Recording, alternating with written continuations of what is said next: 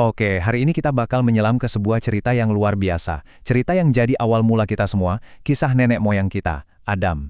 Ini bukan sekedar dongeng, tapi sebuah perjalanan epik tentang penciptaan, ujian pertama dan warisan yang sampai sekarang masih kita pikul. Yuk kita mulai dari awal banget.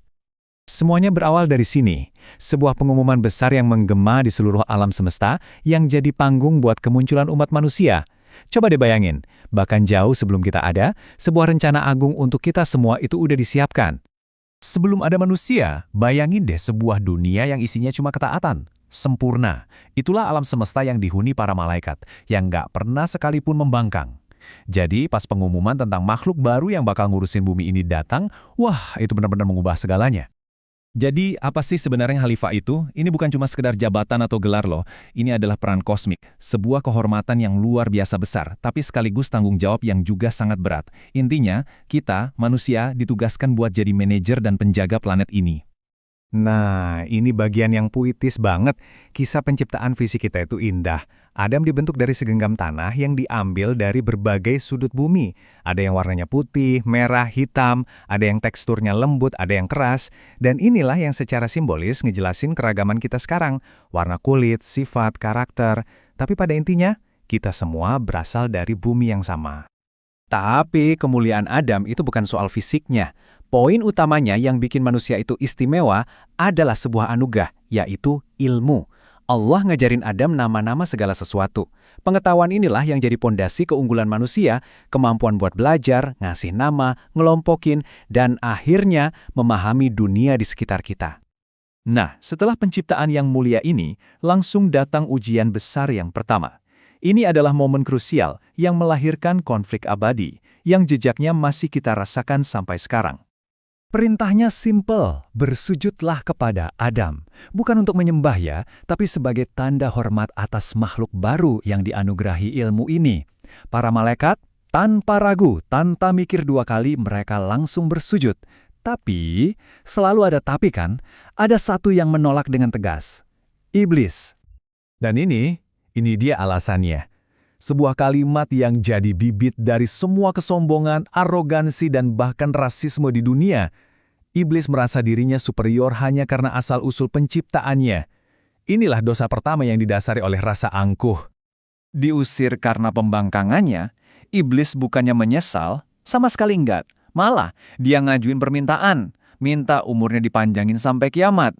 Lalu, dia mengucapkan sumpahnya yang paling gelap. Sejak detik itu, dia mendeklarasikan perang, menjadikan dirinya musuh abadi umat manusia, yang berjanji akan terus menggoda kita sampai akhir zaman.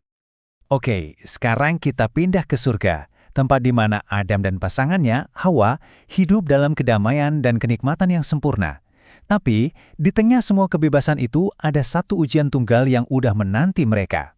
Di antara semua yang ada di surga, aturannya cuma satu aja. Jangan dekati pohon yang ini. Ini bukan larangan buat ngekang, tapi lebih ke ujian kepercayaan dan ketaatan di tengah kelimpahan yang gak ada batasnya. Dan disinilah sang musuh melancarkan aksinya, bukan dengan paksaan, tapi dengan bisikan halus yang meracuni pikiran. Dia pakai trik paling licik. Dia bahkan berani bersumpah palsu atas nama Tuhan buat meyakinkan Adam dan Hawa kalau pohon itu adalah kunci keabadian. Akhirnya, mereka pun tergoda. Dan begitu mereka melanggar satu-satunya larangan itu, konsekuensinya datang seketika. Perintah ilahi ini jadi penanda akhir dari kehidupan mereka di surga dan awal dari babak baru kehidupan di bumi. Tapi ceritanya nggak berakhir dengan keputusasaan kok. Justru sebaliknya, turunnya mereka ke bumi adalah awal dari sebuah perjalanan penebusan.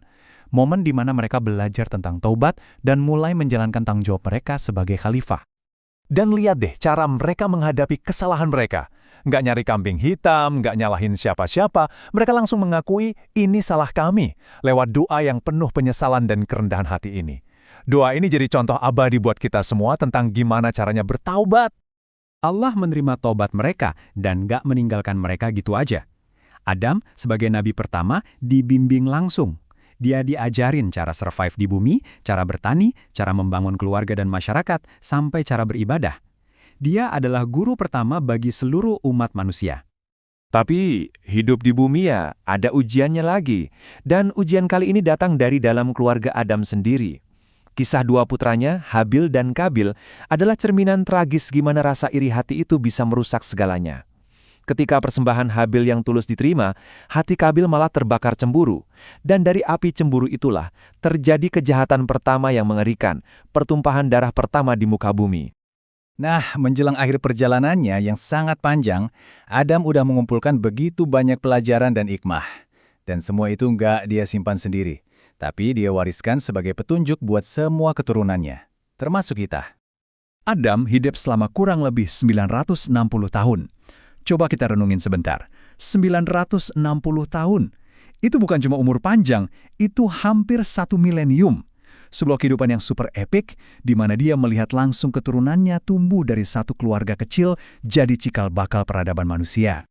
Nasihat terakhirnya itu simple tapi dalam banget, terangkum dalam 4 pilar abadi ini. Pertama, yang paling utama, jaga hubungan dengan Tuhan. Kedua, jauhi sifat-sifatnya iblis, sombong dan iri. Ketiga, ingat, kita manusia pasti salah, jadi jangan pernah berhenti bertaubat. Dan keempat, penuhi tugas kita sebagai khalifah, makmurkan bumi ini, jangan dirusak. Jadi, apa nih pelajaran abadi yang bisa kita bawa pulang? Pertama, asal kita semua sama dari tanah, jadi nggak ada alasan buat sombong. Kedua, musuh kita yang sebenarnya itu jelas, yaitu iblis dan godaannya, bukan sesama manusia. Ketiga, jadi manusia itu pasti pernah salah, tapi pintu ampunan Tuhan itu jauh lebih luas dari kesalahan kita. Dan yang paling penting, kita ada di sini buat satu tujuan, membangun bukan menghancurkan. Kisah Adam ini bukan cuma cerita masa lalu, ini adalah cermin buat kita semua. Tugas menjadi khalifah, sang pengelola bumi, yang dimulai ribuan tahun lalu, sekarang ada di pundak kita.